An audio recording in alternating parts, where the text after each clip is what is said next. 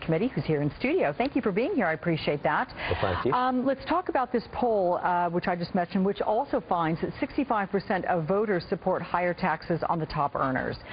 Does this put the GOP in a weaker position politically overall? Well, not really, because I think if you ask people if they prefer ice cream to broccoli, they're always going to choose ice cream. And if somebody else is going to always pay higher taxes than you are, heck yeah, you're going to be for it. But the reality is you can't set good fiscal economic policy based on polls, and you really can't do it based on politics. And, you know, we understand the president has the upper hand on the politics right now. I mean, there are more people who make less than there are in the top 1%, top 5% or whatever.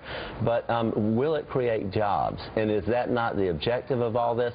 Plus deficit reduction. And while the president has spent most of this negotiation process talking about taxes, he hasn't talked about cuts as much as we want to see. We actually want to see us spend less money and not just projecting spending less money. But you've got to think that the public has to play a role here. I mean, we can't forget that our representatives are elected by the people. The will of the people puts them there to do their bidding. So if you have this high of a percentage of people saying, look, we've got to do it this way. This is the way we're going to raise the revenue that we need to bring down the national debt. Yes, but the thing that still is missing as constituents call individual congressman's office, we have the opportunity to talk to them about the spending side of the equation. And what we would like to see is for every dollar in revenue increase, a $3 reduction, which is what the president has spoken about in the past. And to date, all he keeps talking about is this class warfare. Let's beat up on the rich. I mean, everybody gets that. You know, it's just good old-fashioned populism. We understand.